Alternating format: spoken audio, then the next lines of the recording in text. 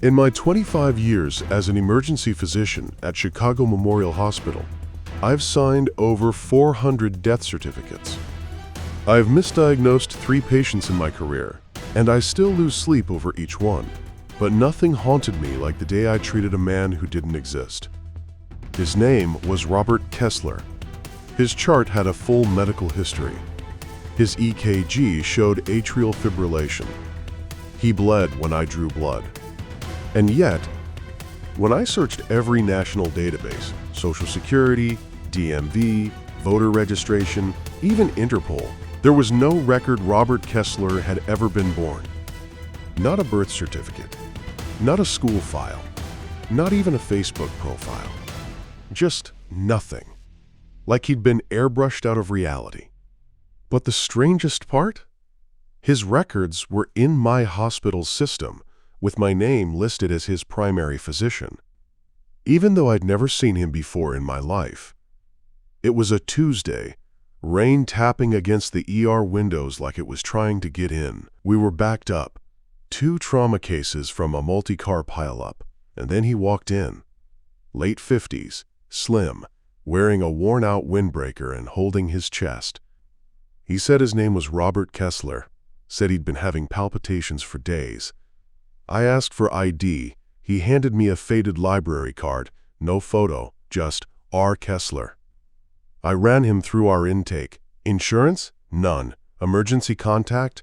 No one. But when I entered his name into our EHR, the system auto-filled everything.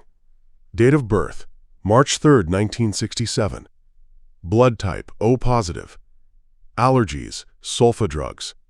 History, hypertension, mild congestive heart failure. Primary physician, Dr. Michael Hayes. That's me. I froze. I scrolled back through my patient logs. Not one appointment, not one note, not even a phone call from a Robert Kessler. I asked him, "When did you first come to this hospital?" He looked at me like I was crazy. "Last year, Doc, you treated me for pneumonia. You even called me Rob." I smiled and nodded. But inside my stomach dropped. Because I never call patients Rob. And I never treated anyone named Kessler for pneumonia last year.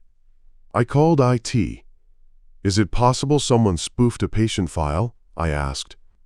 They ran diagnostics, said the record was clean, no signs of tampering, created organically over time, first entry dated March 12, 2023. An ER visit for pneumonia. Signed off by me. I pulled the archived chart. There it was, my signature, my handwriting, my clinical note. 65-year-old male with fever, dry cough, consolidation in right lower lobe. Started on azithromycin. Discharged home. Follow-up in 7 days. But I didn't remember it. Not the patient, not the case, not a single detail. Then I checked the billing logs. $340 billed to Robert Kessler. Payment status, paid in full. Method, cash deposit, walked in by an unknown person on March 13, 2023. No surveillance footage. No receipt signed. Just cash, left in an envelope at patient accounts. I went to hospital security, asked for footage from that day. They found it. March 13, 2023, 10:17 a.m. A man in a ball cap walked in, handed an envelope to the front desk, and left. Face obscured. But he wore the same windbreaker Robert was wearing today. That's when I started to wonder. Was Robert Kessler real? Or was he a cover story for someone else? I ordered an EKG, CBC, and troponin panel. While we waited, I asked him about his life. He said he lived alone in a small apartment off Belmont. Worked as a handyman, never married. I asked if he'd ever been hospitalized elsewhere. He shook his head. Only here. Then I asked, "Do you have any family?" He hesitated. "My brother, but he's gone." I pressed gently. "Passed away?" He looked down. "Yeah, 2 years ago." "What was his name?" "Thomas. Thomas Kessler." The name triggered something. I searched our deceased patient database. And there it was. Thomas Kessler. Date of birth, March 3, 1967. Date of death, August 4, 2023. Cause of death, acute myocardial infarction. Attending physician, Dr. Michael Hayes. My blood went cold.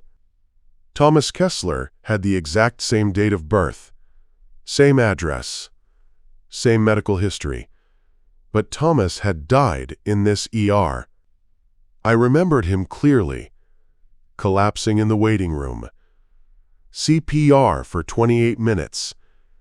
His sister crying in the family room. His sister, not his brother. I asked Robert, did Thomas have any siblings? He said no, just me. I asked, did your parents ever adopt? He laughed. We were poor, Doc. Not exactly adoption material. I went back to Thomas's file. His emergency contact was listed as Martha Kessler, sister. I called her. She answered on the second ring. Hello? Martha, this is Dr. Hayes from Chicago Memorial. I treated your brother Thomas in 2023. There was silence. Then, you mean Robert? No, I said carefully. Thomas Kessler. She sounded confused. I don't have a brother named Thomas. Robert was my brother. He died in your ER in August 2023. My breath caught. What was Robert's date of birth? March 3, 1967. And his tattoo? He had a small cross on his left forearm, from when he was 18. I excused myself and went back to Robert in the exam room. I asked to see his forearm. He rolled up his sleeve. There it was, a faded cross. But Thomas Kessler, the man I remembered dying, had no tattoos. Then it hit me. There was only one patient. But two identities had been created, accidentally or intentionally, and swapped in our system. Someone had reassigned Robert's death to a fake name, so Robert could disappear. And now, 2 years later, he'd come back, as if he'd never died. Robert wasn't a ghost. He wasn't a clone. He was a man who'd faked his own death. But why? I dug deeper. Found a police report from 2023. Robert Kessler was wanted for questioning in a financial fraud case involving $1.2 million in Medicare billing. He vanished the week before his court date. His death was reported by a woman claiming to be his sister, Martha, who later disappeared too. But here's what made it real. Robert wasn't acting. His vitals were abnormal. His troponin came back elevated. He was having a real heart attack. In that moment, I faced an impossible choice. Treat a fugitive, or let a man die because of paperwork. I chose medicine. We admitted him under a pseudonym. Hospital administration alerted compliance, but kept it quiet. He underwent angioplasty that night, and as he lay in the CCU, he whispered, I didn't want to run, but they were going to take everything. Ruin Martha's life too. I didn't respond, but I understood. Sometimes the line between criminal and victim is thinner than a heartbeat. Robert recovered. He turned himself in the next week. Martha was located in Oregon, and our hospital launched an audit of 14,000 patient records, because if one dead man could come back, how many others slipped through? So I ask you, was Robert Kessler a liar or a survivor? Drop your answer in the comments. If you've ever felt trapped by your past, by a choice you regret, a lie you couldn't escape, or a name that was never really yours, you're not alone. Drop a comment below. Was Robert Kessler a fugitive, or the only person who truly saw himself clearly? If this story made you question what's real, what's forgivable, or how far you'd go to protect the ones you love, hit like and subscribe. Because every week, I share cases that stay with you long after the screen goes dark.